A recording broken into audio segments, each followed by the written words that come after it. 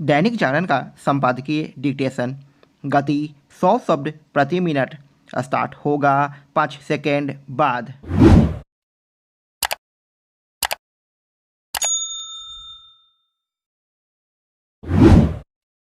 Start. Delhi उच्च न्यायालय की ओर से आम आदमी पार्टी के प्रमुख और मुख्यमंत्री अरविंद केजरीवाल की जमानत याचिका खारिज किए जाने के बाद यह स्वाभाविक है कि अब वह सुप्रीम कोर्ट का दरवाज़ा खटखटाएंगे। यदि उन्हें वहां से भी राहत नहीं मिलती तो फिर उन्हें और अधिक समय तक जेल में रहना पड़ सकता है।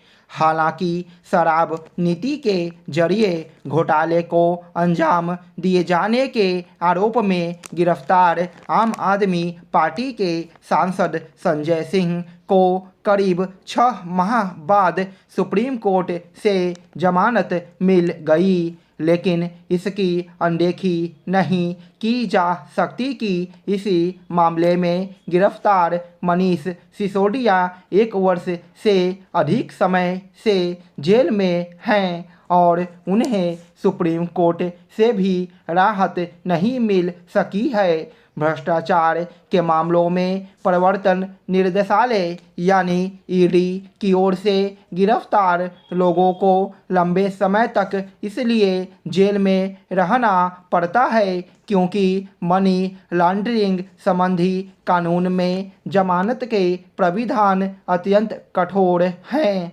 चूँकि ऐसे मामलों का ट्रायल शुरू होने में अनेक मामलों की ही तरह समय लगता है, इसीलिए कई बार मनी लॉन्ड्रिंग के आरोपितों को लंबे समय तक जेल में रहना पड़ता है। हालांकि सुप्रीम कोर्ट ने यह व्यवस्था दी है कि यदि ट्रायल शुरू होने में देर होती है तो मनी लॉन्ड्रिंग के आरोपित को जमानत दी जा सकती है, लेकिन प्रायः ईडी की ऐसी दलीलें जमानत में बाधक बन जाती है कि यदि आरोपित बाहर आया तो वह गवाहों को प्रभावित कर सकता है या फिर साक्ष्यों से छेड़छाड़ कर सकता है। कई बार तो आरोप पत्र दायर होने के बाद भी ईडी की यही दलील आरोपित की जमानत में बाधक बन जाती है और उसे लंबे समय तक जेल में रहना पड़ता है।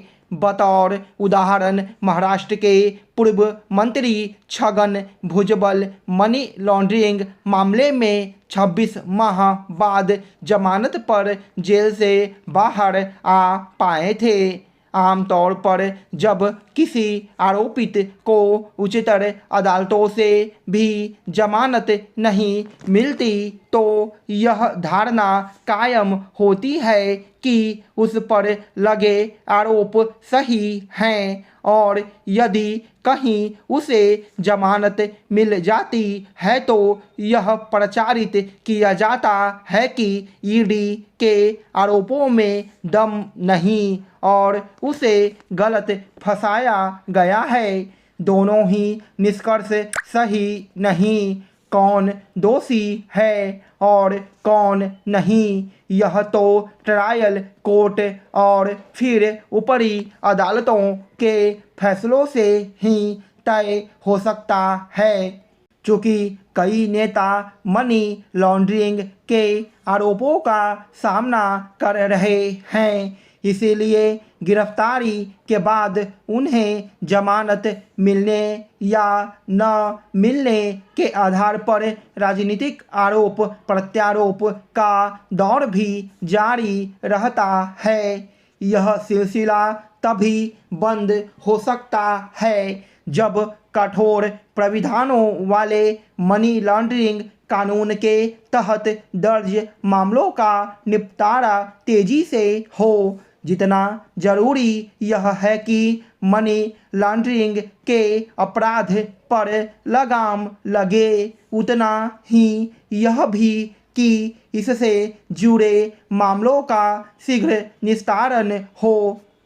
मोदी सरकार में केंद्रीय मंत्री रहे चौधरी बीरेंद्र सिंह पत्नी प्रेमलता सिंह के साथ फिर से कांग्रेस में लौट गए।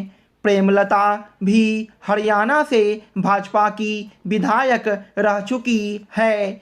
इसके एक महीने पहले 2019 में भाजपा से लोकसभा सदस्य चुने गए उनके बेटे ब्रिजेंद्र सिंह ने कांग्रेस का हाथ थाम लिया था। बीरेंद्र सिंह परिवार भाजपा छोड़कर कांग्रेस में जाने के चाहें जो कारण गिनाए, माना यही जाता है कि इस बार लोकसभा चुनाव में न तो ब्रिजेंद्र सिंह को भाजपा का टिकट मिलने की संभावना थी और न ही विधानसभा चुनाव में प्रेमलता को। बीरेंद्र सिंह उनकी पत्नी और बेटे भाजपा छोड़ने वाले इकलौते नेता नहीं हैं।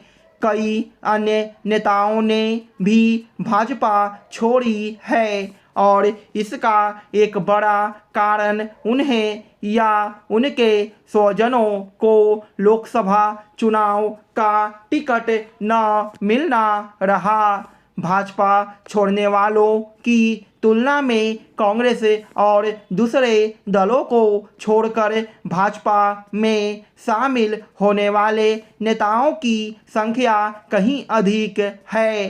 कुछ समय पहले तक तो यह स्थिति थी कि करीब करीब हर दिन कांग्रेस या फिर अन्य किसी दल का कोई न कोई नेता भाजपा में शामिल हो रहा था। अब यह सिलसिला थोड़ा धीमा हुआ है।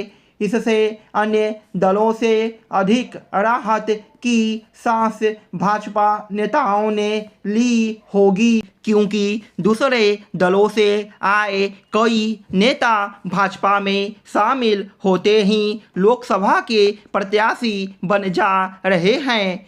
ऐसे नेता भले ही यह कहते हों कि उन्हें भाजपा की विचारधारा भा गई, लेकिन सच यह है कि अधिकतर नेता कोई पद पाने या प्रत्याशी बनने या फिर अन्य किसी स्वार्थ की पूर्ति की चाह में भाजपा में आ रहे हैं।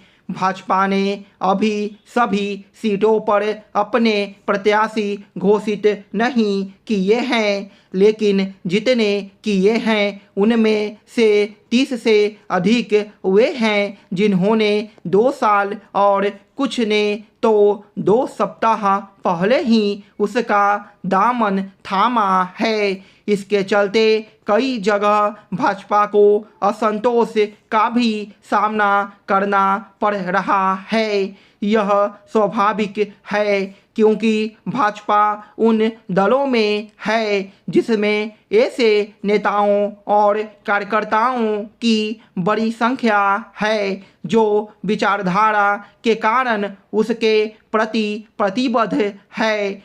एक समय था जब हर दल की विचारधारा होती थी, लेकिन धीरे धीरे विचारहीन दलों की संख्या बढ़ने लगी और अब गिनती के दल ऐसे हैं जिनकी अपनी कोई स्पष्ट विचारधारा है। राष्ट्रीय दलों में भाजपा और वाम दल ऐसे दलों में गिने जाते हैं जिनकी अपनी विचारधारा है। एक वक्त कांग्रेस की भी विचारधारा होती थी, लेकिन आज शायद कांग्रेस जन भी यह न समझा पाए कि उनके दल की विचारधारा क्या है, क्योंकि आज की कांग्रेस के लिए उद्धव ठाकरे की शिवसेना भी सेकुलर दल है और विभाजन के बाद जिन्ना की मुस्लिम लीग के बचे खुचे नेताओं की ओर से बनाई गई इंडियन यूनियन मुस्लिम लीग भी बदलते समय और जनता की आकांक्षाओं के अनुरूप विचारधाराओं में बदलाव आवश्यक हो जाता है। स्टॉप।